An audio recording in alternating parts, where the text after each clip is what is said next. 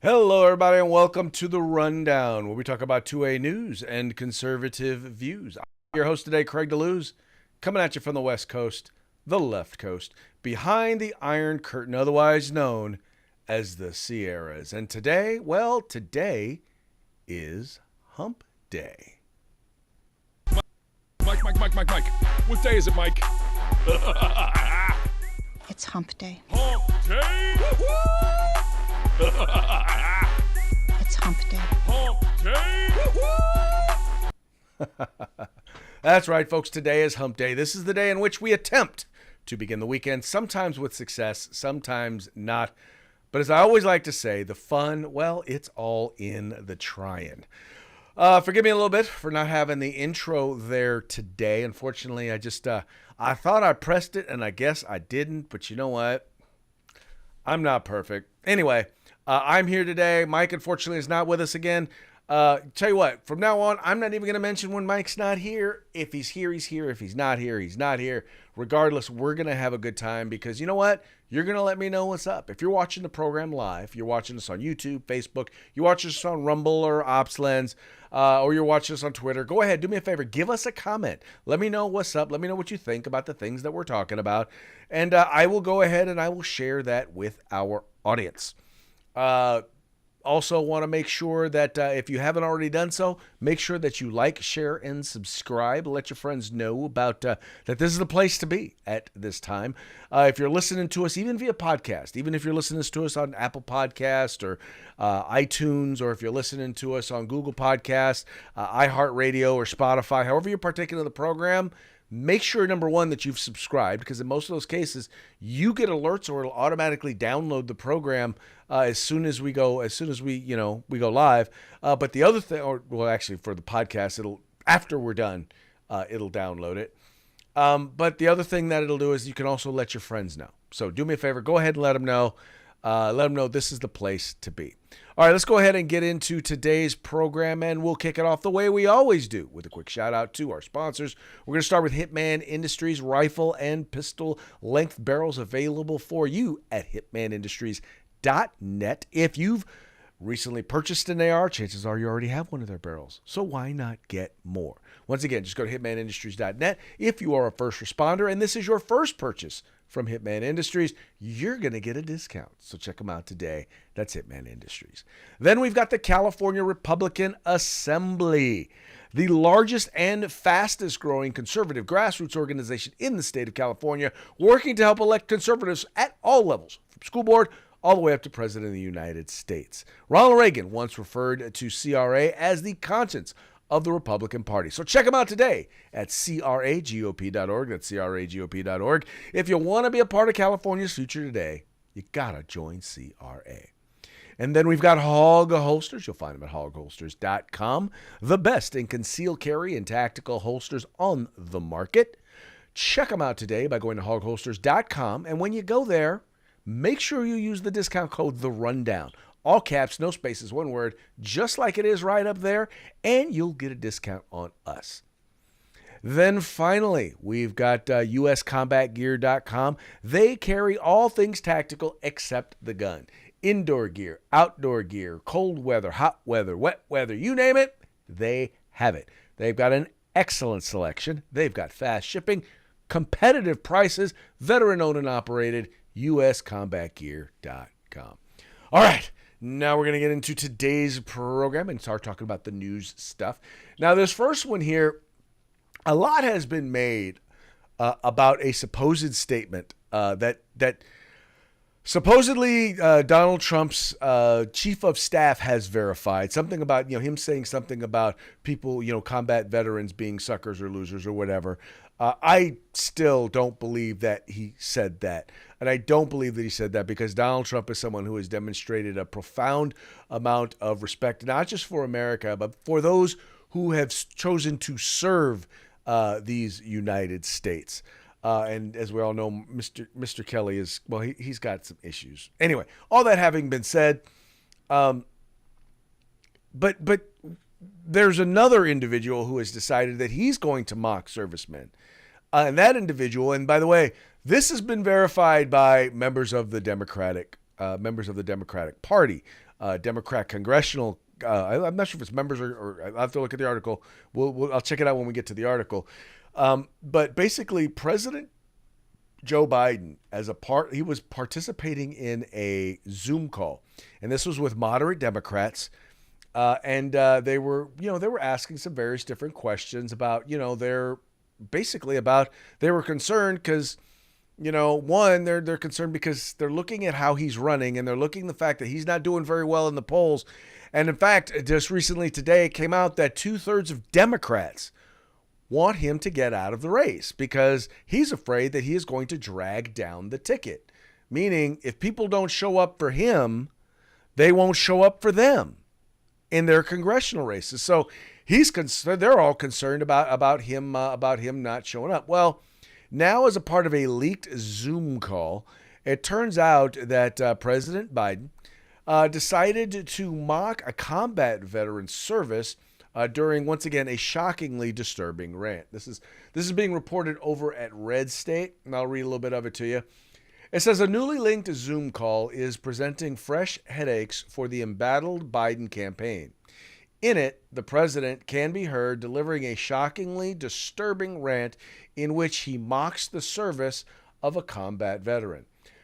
The setup was a meeting between Joe Biden and moderate House Democrats on Saturday. According to those who participated, now once again, this is according to those who participated, so we're talking about moderate House Democrats, not Republicans. Was even worse than the debate, end quote. With him not being able to finish sentences, he was, quote, rambling and would lose his train of thought. Now, here's a direct quote. Now, this is from Puck News, which is a left-leaning outlet. So this is not Newsmax that is reporting this. It says here, right before the Trump rally in Butler, Pennsylvania, a group of moderate Hill Democrats held a tense Zoom call with the White House to express their concern about Biden's ability to win and their ability to win should he tank and take some of them down with him. Quote, the call was even worse than the debate, one of the participants told me. Quote, he was rambling. He'd start an answer and then lose his train of thought, then would just say whatever. He really couldn't complete an answer. I lost a ton of respect for him, end quote. Now, does this sound familiar? This sounds very familiar because we've seen this, right? I mean, we've all seen this publicly. So now we know that behind closed doors, he's not doing parkour. He's not reciting sonnets backwards. We know that he's not solving quadratic equations or the theory of relativity. We know that he is just as bumbling behind the scenes as he is in public. But wait, there's more. Remember, these are House Democrats giving these descriptions. Biden isn't just mildly senile, he's completely lost his mind, and that's about to become even more apparent. Later in the call, Representative Jason Crow from Colorado was expressing his concerns. The president launched into a tirade, ending with mocking the representative's combat service, including the Bronze Star. For context, Crow is a retired U.S. Army Ranger who served 3 tours between Iraq and Afghanistan. Now we're going to read the account from Puck News. The campaign did not, however, dispute the next part about Crow and his Bronze Star. In a video of the Zoom that I was able to view, you can hear Biden chastising Crow, who asked about the importance of national security to voters. Quote, first of all, I think you're dead wrong on national security, the president says, the emotion at times garbling his words. You saw what happened recently in terms of the meeting we had with NATO. I put NATO together. Name me a foreign leader who thinks I'm not the most effective leader in the world on foreign policy. Tell me who in the hell that is. Tell me who put NATO back together. Tell me who enlarged NATO. Tell me who did the Pacific Basin. Tell me who did something that you've never done with your Bronze Star, like my son. And I'm proud of your leadership. But guess what? What's happening? We've got Korea and Japan working together. I put AUKUS together anyway. Things were in. That wasn't the end of the quote. Okay, things are in chaos, and I'm bringing some order to it. Again, find me a world leader who's an ally of ours, who doesn't think I'm the most respected person they've ever. On that note, Biden did not put NATO together. Folks, now, this is clearly evidence of an individual who is losing it, and he's losing it because this is like trying to take Grandpa's keys away. Grandpa is refusing to give up the keys, and he's putting up a fight, and he's going to continue to put up a fight. He's going to continue because in his mind, he is the only person in his mind that he believes. Let's put it this way. I don't even think he believes he can beat Donald Trump. I believe that he believes that this is owed to him, that the support of the Democratic Party is owed to him, and he is going to finish this out. Now, the sad part is that this is going to be his legacy. His legacy is going to be more rants like this because as things don't go his way, as he continues to fail, he's going to keep trying to continue to grasp back a hold of the man who he thinks he used to be. He's always been gaffe prone, right? He's always lied, right? He's always been wrong on foreign policy. But now it's even worse because he can't come up with the pretty words and platitudes to cover it up. And it's frustrating. I mean, he is in the most stressful job in the world. And at the same time he's doing that, he's doing the second most stressful thing in the world, and that is running to get reelected to the most stressful job in the world. And he's 81 years old, suffering diminishing cognitive performance before he ever got elected.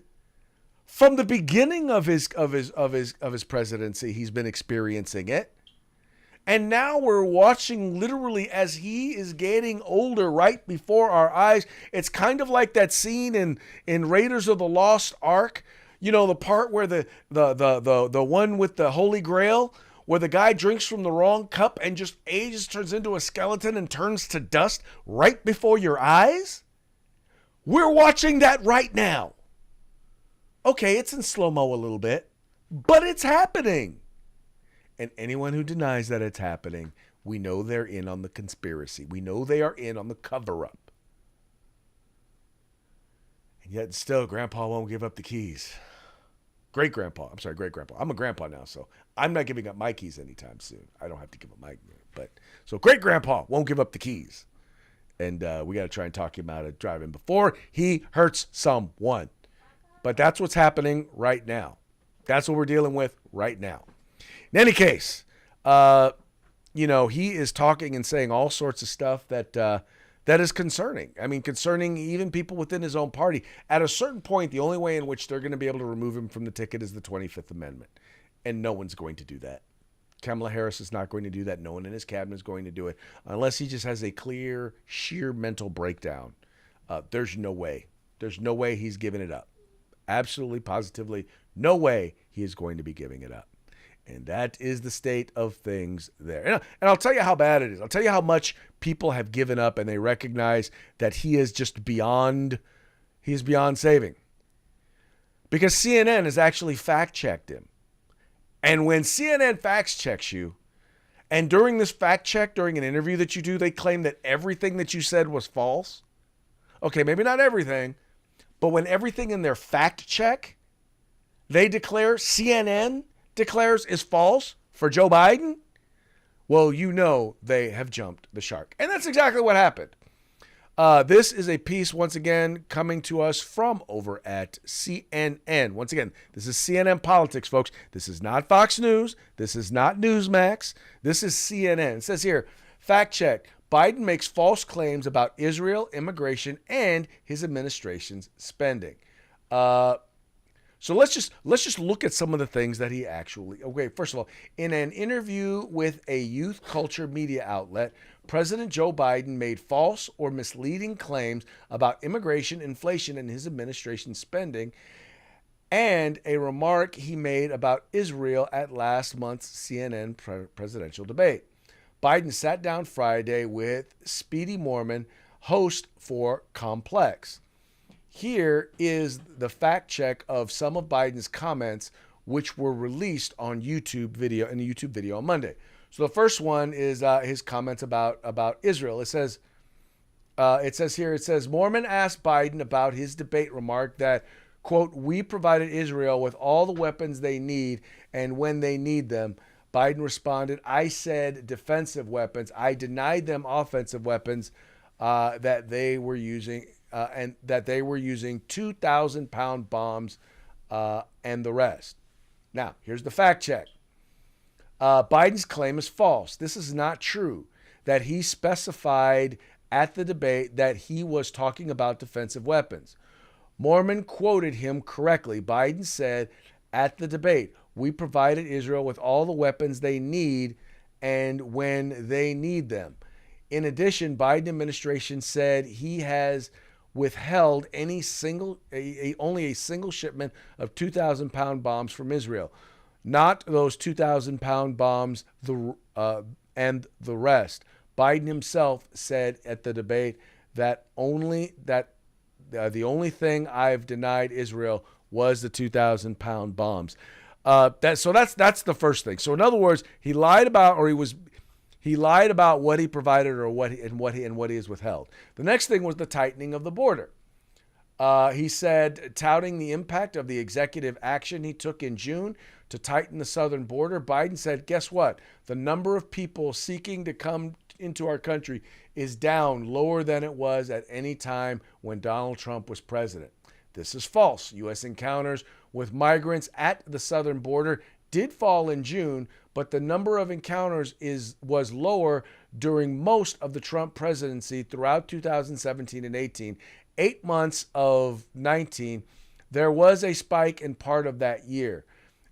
And again through 2020, when COVID-19 pandemic limited global movement and Trump tightly restricted the border. So in other words, you lied again, because all you did was you partially reinstituted things that Trump had done, and so it went down. You don't say that, but then you clearly didn't do it, and it wasn't lower at the entire time. There was one spike in 2017, as they noted, during the Trump administration. But other than that, nope, sorry, you're wrong. Administration spending, Biden claimed. All the programs that I've initiated have saved government money. He cited the $160 billion in savings that the nonpartisan Congressional Budget Office expects will be achieved through two of the main prescription drug provisions in his Inflation Reduction Act of 2022. First fact, Biden's claims that all his new programs have saved government money is false, though he's right that these prescription drug policies are projected to save the government $160 billion. Numbers other than Biden initiatives have actually cost the government money. On inflation, touting progress against inflation, Biden claimed that it was 9% when I got in office, and it's down to 3%. Biden's it was 9% claim was misleading at best. It wasn't. The claim that would be flat false if the president finished the claim the way he did in May, when he said inflation was 9% when he took over. In fact, inflation rate was 1.4% in January of 2021, the month Biden was inaugurated as president, and did not hit 9% until June of 2022, after he had been president for more than 16 months. And then, oh, by the way, he talked about being the youngest senator, the second youngest senator. He was not the second youngest senator. He was the sixth youngest senator. Now, the thing about this is, and this is why I wanted to point this out, this fact check. All of these are claims that he has made before, and that he has made multiple times. And CNN has never fact checked him on these.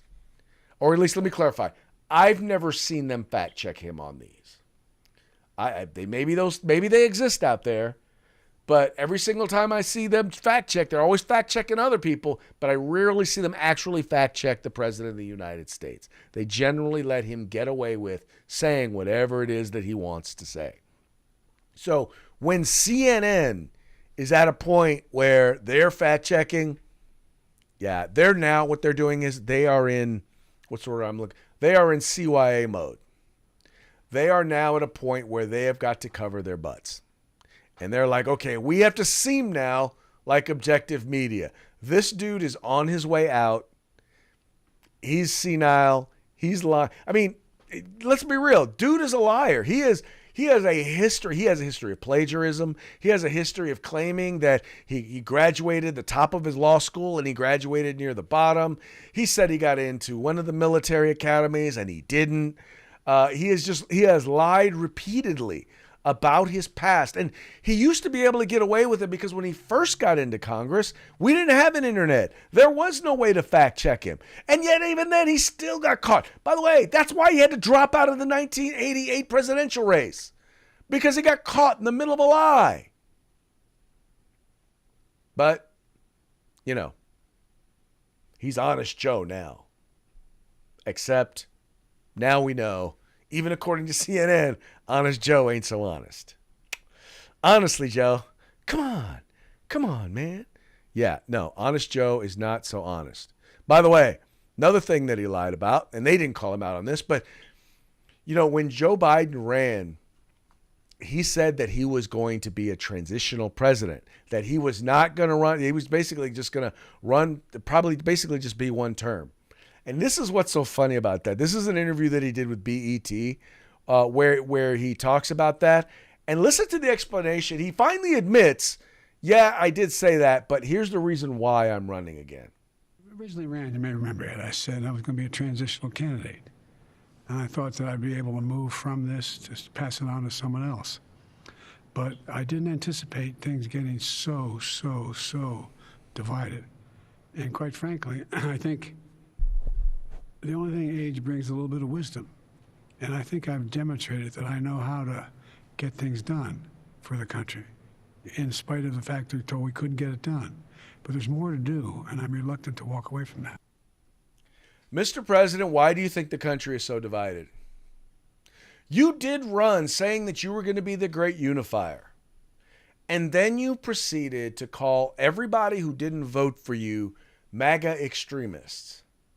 You then proceeded to say that those who support things like a secure border, people who were against the idea of mandating people taking experimental vaccines, the people who recognized that your Inflation Reduction Act did absolutely nothing to reduce inflation, people who don't believe that children ought to be subjected to risky sex trait modification surgeries, things like that. You call them extreme MAGA Republicans. And you said we were a danger to democracy. You, my friend, I thought Barack Obama was divisive. You are the most divisive president in my lifetime.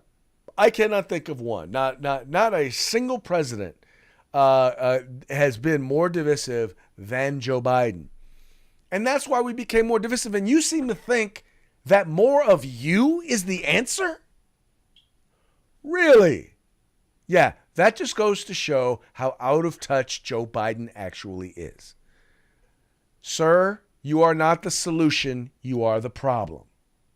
Anyway, moving right along, that brings us to, Dem staffer fired. Okay, well, didn't fired. He really had to resign. Well, let's put it this way. The Dem staffer resigned because they were told if you don't resign, you're going to get fired. So I feel comfortable enough saying Dem staffer fired for don't miss next time post. That's right. You had a member who worked for. Now here's the interesting part, and I kind of expected this. Where to go? Where to go? Not that one. Not that one. Oh, okay. I'm gonna have to pull it up again.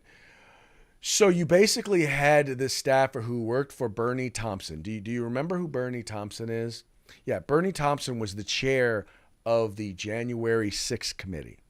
Yes, he was the chair of the January 6th committee. And this was the guy who basically also tried to have Trump's Secret Service detail removed. All right, that gives you an idea of who dude is. But anyway, it says here a Democrat staffer resigned after posting "Don't miss next time" following the attempt on Trump's life, according to reports. It says here a woman who worked for Democratic Representative Bernie Thompson has stepped down after posting an inflammatory message on social media in the wake of the attempted assassination of former President Donald Trump, according to multiple reports. Jacqueline Marsaw, formerly a caseworker and manager in Thompson's field office in Mississippi, posted on Facebook soon after a shooter attempted to assassinate the former president. At a campaign rally in Butler, according to a screenshot saved by local outlet, the Clarion Ledger, Marsaw's post read, "I don't condone violence, but please get you some shooting lessons so you don't miss next time. Oops, that wasn't me talking." It quickly attracted criticisms with the X account of Mississippi Republican Party calling it despicable and calling for Marsaw to be fired. And obviously, like I said, she was going to be fired if she did not resign. But folks, this isn't. There was a guy. There's a band called Tenacious D. It's a band that the guy who kind of co-heads it with Jack Black basically said it was his birthday. They were in Australia. And they sang him the birthday song, and he said, "Well, what did he say? He said, "Well, my one wish is next time don't miss." That's what he said. That was his birthday wish. And it is amazing to me the number of people and how despicable some people are. I'm like, I don't care if this was Barack Obama, if it was Joe Biden. You know what? Nobody has the right. If it was Nancy Pelosi, if it was Maxine Waters, you do not attempt to take someone's life over politics. I'm sorry. No, you don't. Just because you have a political disagreement with them. You don't do that. But clearly you have people. Now, by the way, these are just the people who feel comfortable making the public statement. There are tons of people who feel that way. They just are smart enough not to say it out loud. But these folks, this gal, she said the quiet part out loud. And that's bad. And then you have the folks who are questioning the validity of what happened, right? People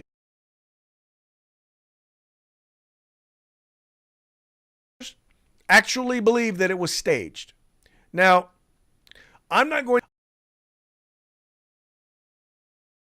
because it's not impossible.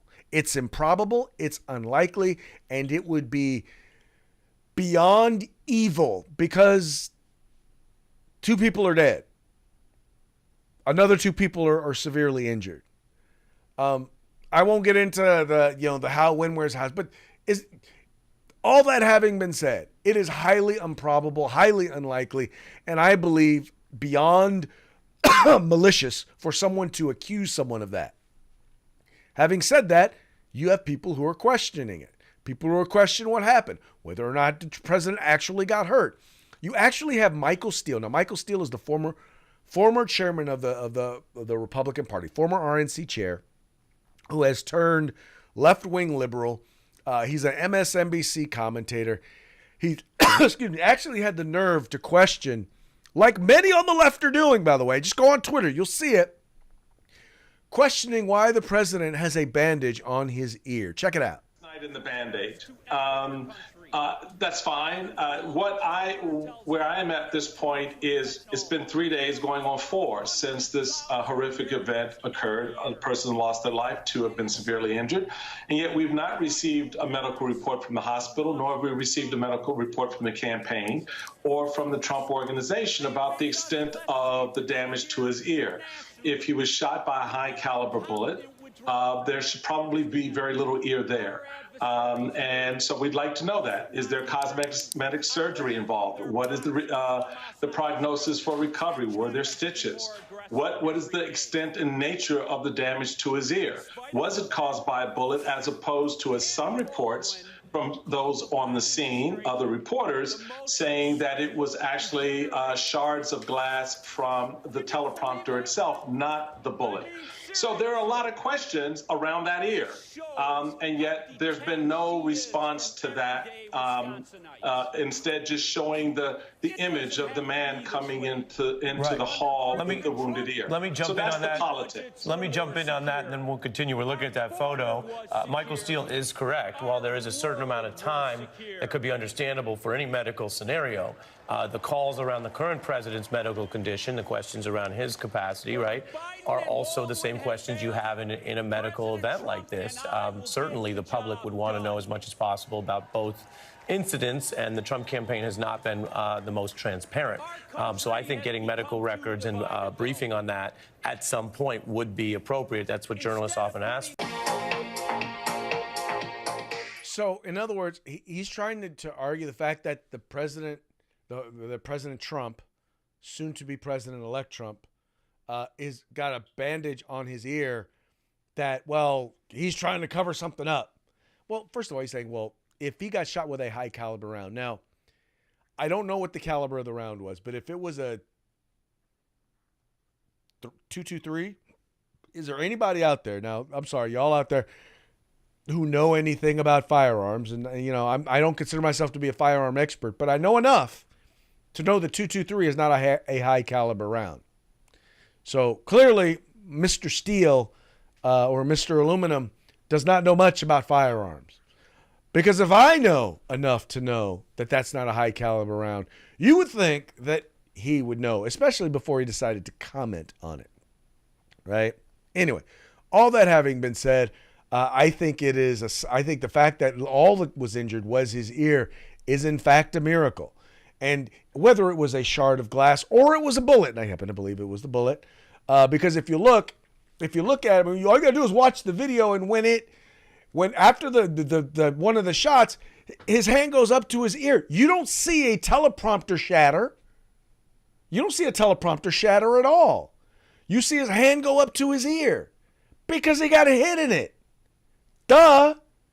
But, you know, some people want to do whatever they can. And by the way, and then you've got the host over at MSNBC accusing him of being, well, they're not the most transparent. I'm like, I'm sorry.